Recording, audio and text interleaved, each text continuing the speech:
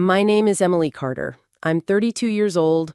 I live in a quiet part of Ohio, and my story starts a long time ago, on a night that felt like the end of the world. When I was 16, my father chose to believe the poisonous words my stepmother whispered in his ear, and he threw me out of his house with nothing but a cheap backpack and the clothes I was wearing. For years, I was nothing to him. A ghost. A mistake he'd erased. Then, 16 years later, he knocked on the door of the house I built for myself. He wasn't there to apologize. He was there to demand I give it all up for my half-sister. But things were different this time. I was different, and I was the one who would have the last word. But before I tell you how everything flipped, like and subscribe and drop a comment to let me know where you're watching from. My mother died when I was 10. It was a Tuesday. I remember that because we were supposed to have tacos for dinner, and she always let me grate the cheese. The day was sunny, the kind of bright, early fall day in Ohio that feels warm and crisp at the same time. Then the phone call came, and the sun went out. My world didn't just change, it shattered. My dad, Mark, he shattered too. For a while, it was just the two of us, rattling around in a house that was suddenly too big, too quiet. We were two broken pieces trying to fit together, but the edges were too sharp. He'd look at me and I could see the pain in his eyes because I looked just like her. He loved me. I knew he did. But my face was a constant reminder of what he'd lost. A year later, Linda came into our lives. She was a whirlwind of bright lipstick, loud floral perfumes, and a smile that never, ever reached her eyes. She had a daughter, Sophie, who was 2 years younger than me. Sophie was her little princess, a doll with blonde curls and a pout that could get her anything she wanted. In public, Linda was perfect. She'd put her arm around me at church picnics and call me her sweet bonus daughter. Neighbors would tell my dad how lucky he was to have found such a wonderful woman to help raise me. He would beam, soaking in their approval. He needed things to be okay again, and Linda was his shortcut to a normal-looking family. But behind our closed front door, the sweetness curdled. I wasn't a bonus daughter. I was a burden, an inconvenient leftover from his first life. Linda's love was a resource, and it was all reserved for Sophie. It started with small things. Sophie would get brand new, name-brand jeans for the start of the school year. I would be told that my old ones were perfectly fine, even if they were an inch too short at the ankles. Linda would take Sophie for weekly dance classes, ballet and tap, and I'd sit in the waiting room with a book because we can't afford lessons for both of you, Emily. Be reasonable. I started getting a part-time job when I was 14, bussing tables at a local diner just so I could buy my own school supplies. I remember the sting of walking into the store with my own crumpled dollar bills to buy notebooks and pens, while the week before, Linda had spent over $200 on a custom-designed backpack for Sophie because it matched her new coat. I tried to tell my dad. I'd wait until Linda was out of the house and I'd approach him while he was watching TV, my heart pounding in my chest. "Dad," I'd start, my voice small, "Linda said there wasn't enough money for the class field trip." He wouldn't even look away from the screen. "Well, money's tight, Em. You know that." "But she just bought Sophie those new boots. They were really expensive." He'd finally turned to me, his brow furrowed with annoyance. "Emily, don't start this. Linda does the best she can. Sophie needed those boots. Don't be jealous. It's not a good look on you." Jealous. That was her favorite word. Anytime I pointed out the unfairness, I was being jealous. Anytime I asked for something I needed, I was being ungrateful. Linda was a master at twisting things. She'd frame it as me being the difficult, moody teenager, and Sophie being the sweet, easy child. My dad, who just wanted a peaceful home, bought it every single time. He never questioned Linda's version of events. It was easier not to. I loved my dad so desperately. I craved his approval, his attention. I remembered the man he was before my mom died, the dad who would push me on the swings until I felt like I could touch the sky, the dad who taught me how to ride a bike and held on until I was steady. I kept looking for that man, but he was gone. In his place was a stranger who looked at me with tired, wary eyes, as if he was just waiting for me to cause the next problem. The house became a minefield. If I left a glass in the sink, Linda would sigh dramatically and tell my dad, "I just can't keep up with her mess. She has no respect for this home." If Sophie broke a plate, it was a simple accident. If I did, it was carelessness. Sophie learned from her mother. She knew she was untouchable. She would take my things from my room without asking, a book, a sweater, a necklace my mom had given me. When I'd confront her, she'd run to Linda crying that I was bullying her, and then I would be the one getting grounded. I was living in a funhouse of distorted mirrors where nothing I did was right and everything she did was perfect. I felt like I was slowly being erased from my own home, my own family.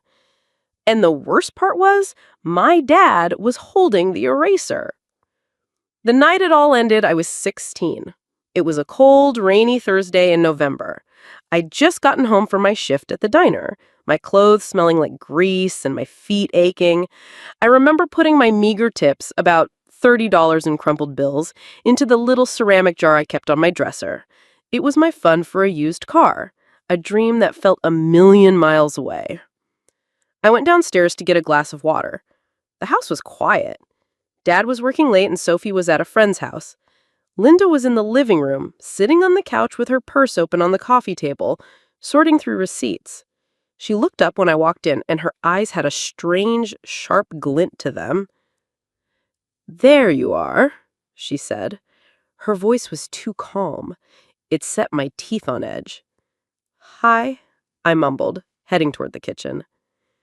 "Wait a minute, Emily." I stopped, my hand on the kitchen doorframe. I turned around. "Something's missing," she said, looking from her open wallet to me. "I had a $100 bill in here for the caterer for the Thanksgiving party. Now it's gone." My blood ran cold. I knew immediately where this was going. "I didn't touch your purse, Linda." She let out a small, disbelieving laugh. "Really? Because you were the only one home this afternoon after school. Sophie's been gone since 3. I was in my room doing homework until I left for work. I never came in here. I didn't take your money."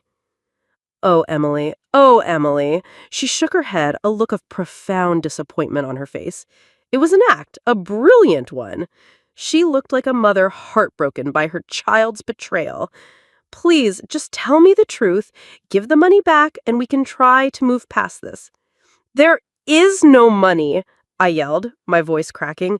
"I didn't steal anything." Just then, the front door opened. My dad walked in, shaking the rain from his coat. He looked tired. He saw Linda dabbing her eyes with a tissue, and he saw me standing there, shouting. His face hardened instantly. "What's going on here?" he asked, his voice heavy. Linda let out a sob, a perfect, gut-wrenching sob. "Oh, Mark, thank God you're home. I didn't know what to do." She pointed a trembling finger at me. "She stole money from my purse, $100, and now she's lying about it." My dad's eyes swiveled to me. There was no question in them, no doubt, just a deep, weary accusation. "Emily?" "I didn't do it, Dad. I swear I didn't." My words were a desperate plea. I looked at him, trying to find the man who used to believe me, the man who used to be my protector. "She's lying. Why would I steal from her?" "Why?" Linda cut in, her voice thick with fake tears. "Because she's out of control, Mark. The lying, the sneaking around. I'm scared. She'll ruin this family. What's next? What if she does something to hurt Sophie?" That was the kill shot. The mention of Sophie, his new daughter, the perfect daughter. My dad's face, which had been a mask of anger, turned to stone. He didn't look at me. He looked at Linda and then at the floor. He took a deep breath. "Go to your room, Emily," he said, his voice dangerously low. "Pack a bag." The air left my lungs. "What? Dad, no, you can't believe her." "I said pack a bag," he roared, his voice echoing in the small entryway. I flinched back as if he'd slapped me. Tears were streaming down my face now, hot and useless. I stumbled up the stairs, my legs feeling like they were made of lead. In my room, I moved in a daze. I pulled my backpack from the closet and started shoving things inside. A pair of jeans, a few t-shirts, my toothbrush. I grabbed the ceramic jar with my tip money, my pathetic little car fund, and dumped the contents into the bag. When I came back downstairs, my backpack slung over one shoulder, he was standing by the front door, holding it open. The cold, rainy night air rushed in. Linda was standing behind him, her arms crossed, a look of quiet triumph on her face. The tears were gone.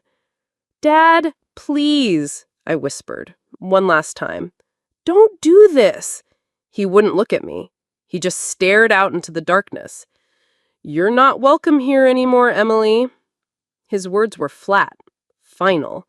He was a judge delivering a life sentence. I walked past him, out onto the porch, into the rain. I didn't have a coat. The door clicked shut behind me. I heard the deadbolt slide into place. I stood there for a full minute, the cold rain soaking my hair and my thin sweater, my heart not just broken, but shattered into a million tiny, irreparable pieces. He hadn't asked a single question. He hadn't looked for evidence. He had simply taken her word over mine. He had thrown me away. I was 16 years old, and I was homeless. I turned and walked down the driveway, into the darkness, with no idea where I was going. My life, as I knew it, was over. That first night, I slept on the couch of my friend Sarah. Her parents let me stay, their faces a mixture of pity and suspicion. I told them I'd had a big fight with my dad, leaving out the part about being accused of theft and thrown out like garbage. The shame was a physical weight, pressing down on my chest, making it hard to breathe. I lay on that lumpy couch, staring at the ceiling, listening to the unfamiliar sounds of a happy family sleeping peacefully in their beds upstairs. Every creak of the house, every passing car was a reminder that I had no home to go back to. I cried until my eyes were raw and swollen, a silent, choking grief that felt like it would never end. The next day, I had to go to school. I tried to act normal, but I felt like I was wearing a sign that said discarded. Everyone I looked at seemed to have a safe, warm home to return to. I had a backpack with 3 shirts and $34.50. After a week, Sarah's parents started asking questions. "When is your father going to call, Emily? Have you talked to him?" Their kindness was fraying at the edges. I was a problem they hadn't signed up for. I knew I couldn't stay. I used the payphone at school during lunch. My hands were trembling so badly I could barely dial the number. He answered on the second ring. "Dad?" I said, my voice a broken whisper. There was a pause. "Emily." He sounded tired, annoyed. "Dad, can I please come home? I'm sorry. For whatever you think I did, I'm sorry. I want to come home." The words tumbled out, coded in desperation. I heard Linda's voice in the background, a sharp, indistinct murmur, and then my dad's voice came back on the line, colder than before. "That's not possible."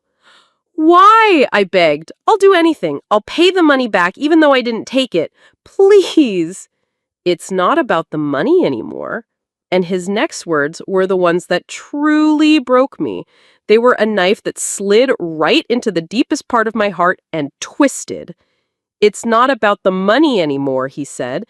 And his next words were the ones that truly broke me.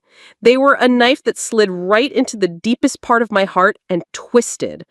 "Linda doesn't feel safe with you around Sophie." That was it. It wasn't just that he didn't believe me, it was that he saw me as a threat to his new family, to his real family. I was the danger, the problem that had to be removed so that his perfect new life could continue undisturbed. I hung up the phone without another word. The hope that had been a tiny, flickering candle flame inside me was extinguished, plunged into icy water. That sentence, more than the act of locking the door, was my true eviction. He wasn't just kicking me out of his house, he was kicking me out of his heart. I moved on from Sarah's couch. I stayed with another friend for a few nights, then another. I was a nomad, a ghost haunting the edges of other people's lives. Eventually, the couches ran out. At 17, I found a tiny windowless room to rent in a rundown house on the bad side of town. The rent was $200 a month, a fortune to me. I dropped out of the after-school clubs and picked up more shifts at the diner. My life became a cycle of school, work, and sleep in a room that always smelled of damp and loneliness. Some nights, I'd be so tired I'd fall asleep in my work uniform. I'd serve families at the diner, a dad, a mom, a couple of kids, all laughing and sharing fries. I'd have to turn my face away so they wouldn't see the tears in my eyes. I was starving, not just for food, but for the simple, ordinary love I was watching from the sidelines. I finished high school. I walked across the stage to get my diploma, and the small crowd of parents cheered for their children. I looked out, searching for a face that wasn't there, a pointless habit I couldn't seem to break. After the ceremony, I went back to my little room and ate a convenience store sandwich for dinner. That was my graduation party. Rock bottom wasn't one single moment. It was a long, grinding stretch of time. It was the winter I couldn't afford a proper coat and had to wear 3 sweaters to keep from freezing. It was the nights I lived on crackers and water because I had to choose between food and paying the rent. It was the crushing, overwhelming loneliness that was my constant companion. There were moments I almost gave up, moments I thought about just letting go, disappearing completely. The world felt so big and so cold, and I was so small and so alone. But then, a flicker of something else would ignite inside me. Anger. A hard, defiant anger. They had thrown me away, but I would not let them be right about me. I would not be the useless, out-of-control screw-up Linda had painted me as. I would not collapse. My survival would be my rebellion. That anger became my fuel. It pushed me to study for my SATs in the back booth at the diner during my break. It pushed me to apply for every scholarship I could find. It pushed me to work double shifts until my body ached, saving every single dollar I could. They had left me with nothing, so I would build something from scratch. I would build a life so solid, so stable, that no one could ever take it away from me again. The day the acceptance letter from Ohio State arrived, with a scholarship offer that would cover most of my tuition, I sat on the floor of my tiny room and cried. But these were different tears. They weren't tears of sorrow or despair. They were tears of relief and a fierce, fragile hope. It was a lifeline, a way out. College was a different kind of survival. I was still working 40 hours a week, waiting tables, juggling classes, and studying until 2 in the morning. I lived in the cheapest off-campus housing I could find with 3 other roommates. There were no spring break trips to Florida for me, no weekends spent just hanging out. My life was a meticulously planned schedule of work and study. But for the first time since I was 10, I felt like I was building something. I was good at my classes. My professors saw me as a smart, capable student, not a problem to be managed. I made a few friends, people who didn't know my past, who only knew me as Emily, the girl who worked hard and always had her notes organized. It was a clean slate. After I graduated with a degree in business, I got a job at a small real estate firm in Columbus. I started at the bottom, making copies and answering the phones, but I watched everything. I learned the business inside and out. I worked longer hours than anyone else. I was patient, persistent, and I was good at it. Slowly, I started to climb. I got my real estate license, then my broker's license.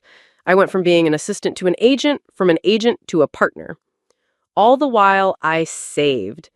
Every commission check, every bonus, a huge portion of it went straight into a savings account.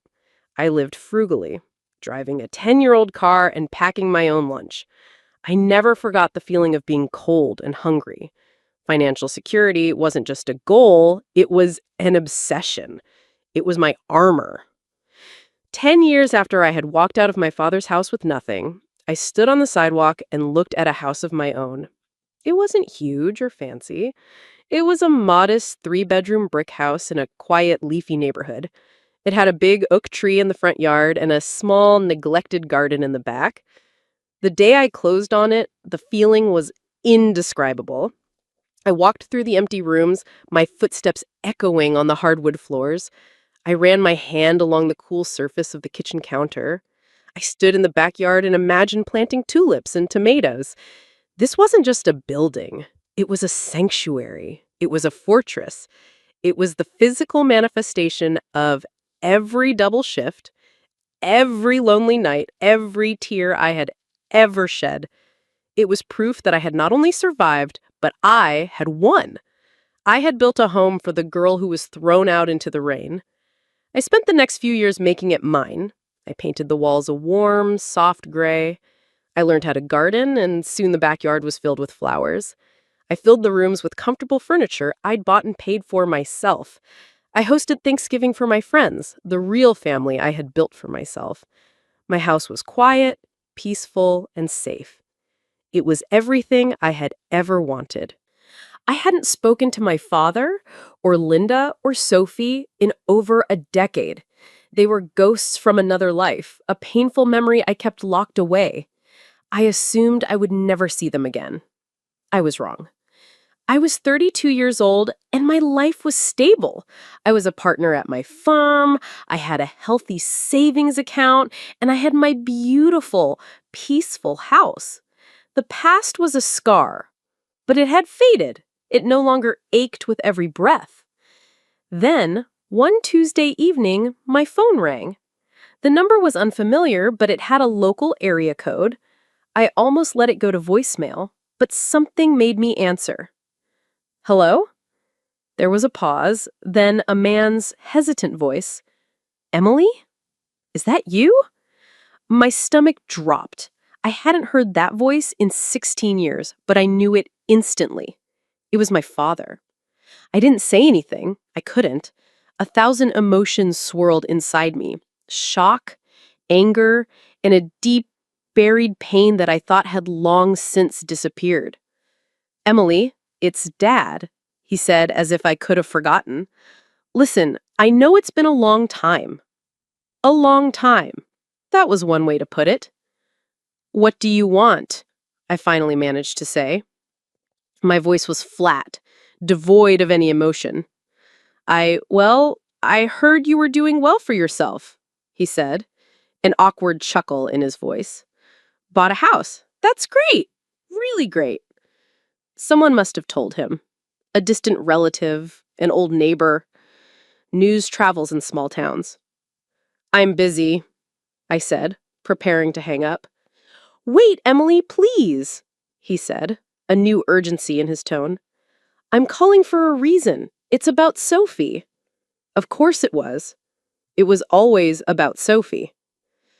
She just got engaged, he continued, steamrolling ahead, to a nice young man.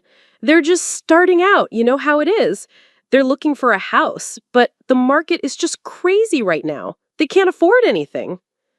I stayed silent, gripping the phone so tightly my knuckles turned white. I knew where this was going. The audacity of it was breathtaking. Anyway, he said, clearing his throat, we were talking, and we thought of you. You've got that nice house, all to yourself. It's a family-size house, really. 3 bedrooms. You've got more than you need, Emily. There it was, the purpose of his call. After 16 years of silence, not an apology, not a question about how I was, it was a request. No, not a request. It was an assumption. And what are you suggesting? I asked, my voice dangerously quiet.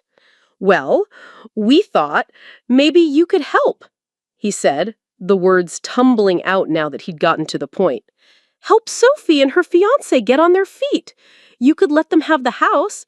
It would be an incredible gift, a way to, reconnect with the family.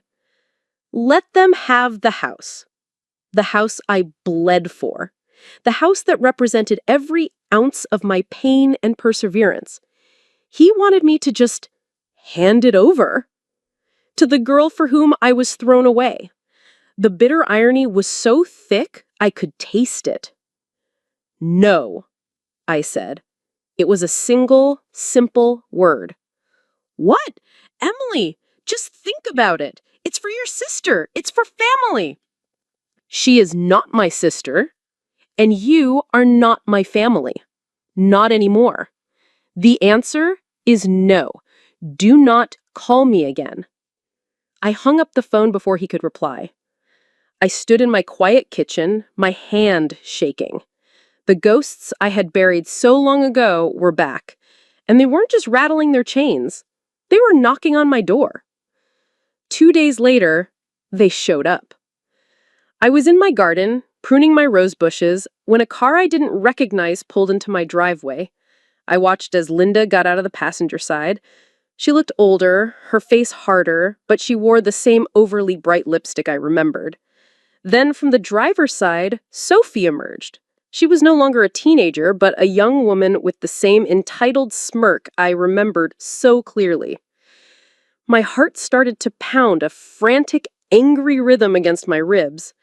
This was my home, my sanctuary, and they were trespassing. I stood up, brushing the dirt from my knees, and walked to the front porch just as they were about to ring the doorbell. Linda's practiced, sweet smile appeared when she saw me, but it faltered slightly when I didn't return it. Emily, she chirped, as if we'd just seen each other last week. You look well. What are you doing here, Linda? I asked, crossing my arms across my chest. I didn't invite them in. Well, your father told us about your phone call, she said, her tone shifting to one of gentle reprimand. Honestly, Emily, I was so disappointed to hear how rude you were. After all this time, is that any way to speak to your father? Sophie shifted her weight, looking past me, sizing up the house with a critical eye. It's bigger than I thought it would be, she commented to her mother, completely ignoring me. I stared at Linda, my mind reeling at her nerve. You need to leave, I said, my voice low and steady.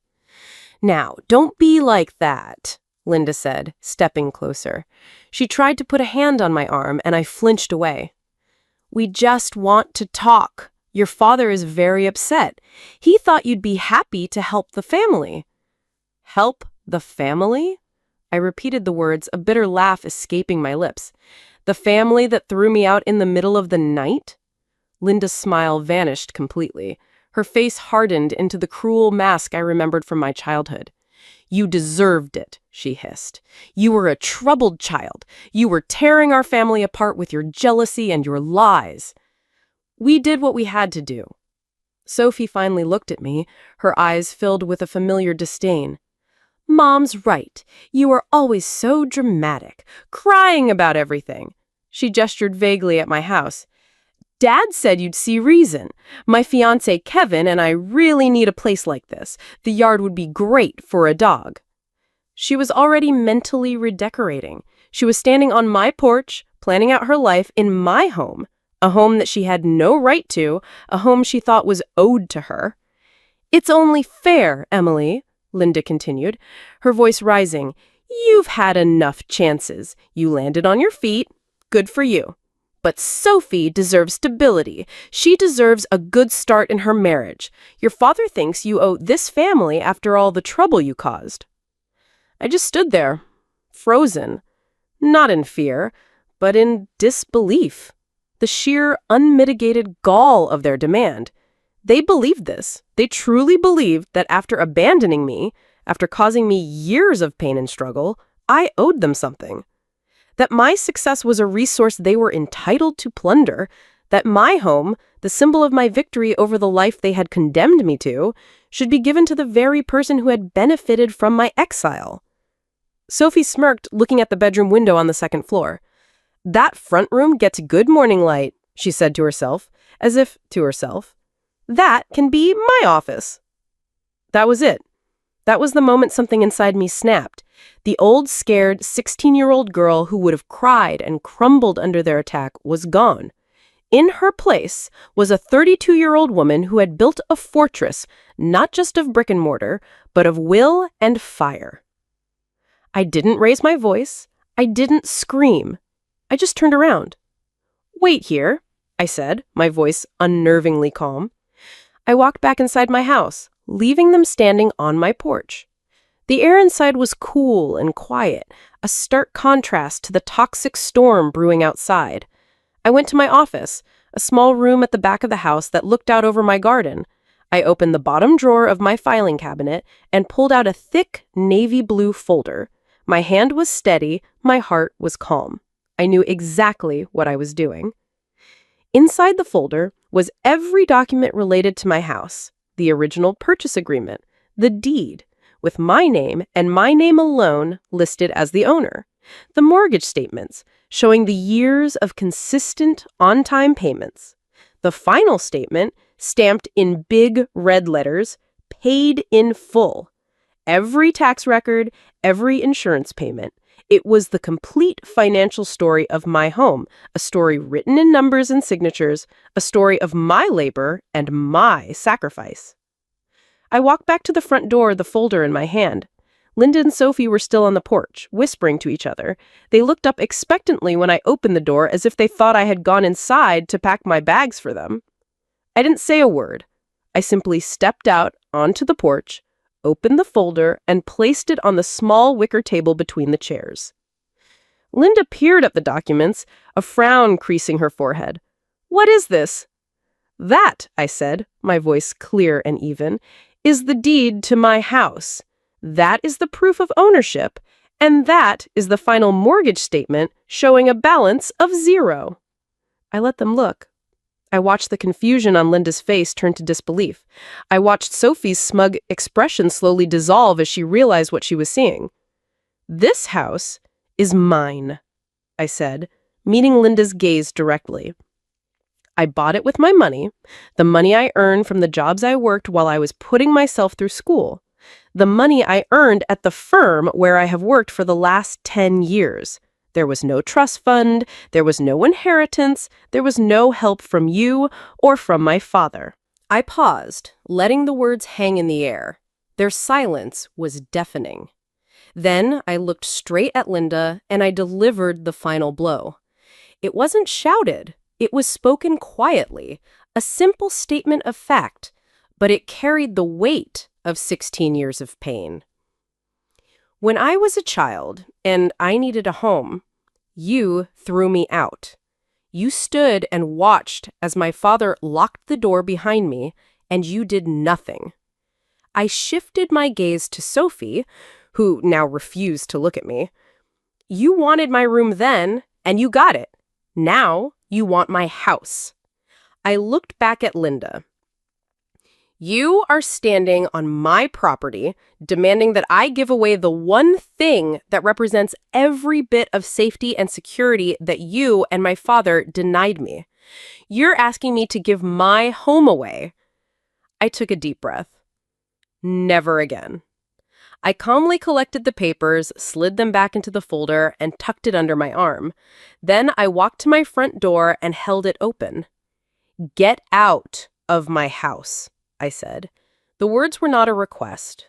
They were a command. Linda's face was a mottled mess of red and white, a mixture of fury and humiliation. She opened her mouth to say something, but no words came out. For the first time in her life, she had been rendered speechless. Sophie just stared at the ground, her face pale. They stumbled off the porch like chastised children, got into their car, and drove away without a single backward glance. I stepped back inside and locked the door behind them. I leaned against it, the cool wood a comfort at my back. I didn't feel triumph. I didn't feel anger. I felt a profound, quiet, and final sense of peace. The war was over, and I had won. I didn't slam the door. I didn't scream. The silence that followed their departure was the loudest sound I had ever heard. It was the sound of a chapter of my life finally, irrevocably closing. In that quiet moment, leaning against my front door, I realized that true strength wasn't about shouting them down or seeking revenge. It was about the calm, unshakable power to say no and to lock the door on the people who had hurt you. I didn't hear from them for a few days. I half expected my father to call, to scream at me, to accuse me of disrespecting Linda, but the phone remained silent. I think, for the first time, they had no script to follow. They had always held all the power, and they didn't know how to react now that the tables had turned. I chose not to press charges for harassment or trespassing, though I probably could have. It wasn't worth the energy. Instead, I took a simpler, more permanent step. I went into my phone's contacts list. I found my father's number, which I had saved out of some long-dead sense of obligation. I looked at it for a moment. Then I pressed block. I did the same for the number Linda had called from. It was a small digital action, but it felt monumental.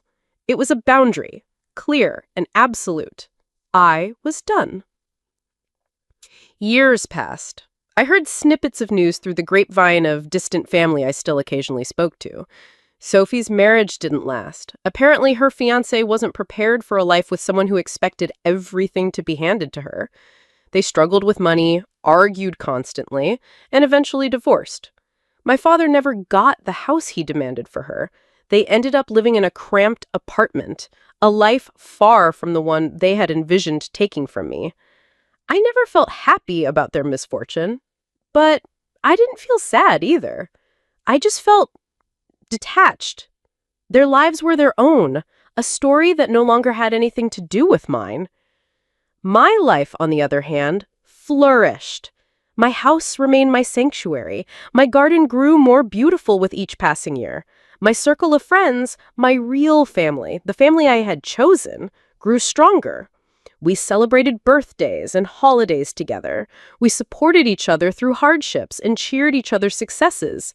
I found a love that was kind and patient, with a man who knew my story and saw my scars not as damage, but as proof of my strength. I lived peacefully. The ghost of that 16-year-old girl, cold and alone in the rain, no longer haunted me. I had given her a safe, warm home, and she was finally at rest. My father and Linda had tried to write my story for me, to cast me as the villain, the failure. But I had taken the pen back and written my own ending. Have you ever been cast out only for the same people to crawl back when they needed you? Share your story in the comments. And don't forget to like, subscribe, and follow for more stories of betrayal, survival, and poetic justice. Because sometimes silence is the loudest revenge.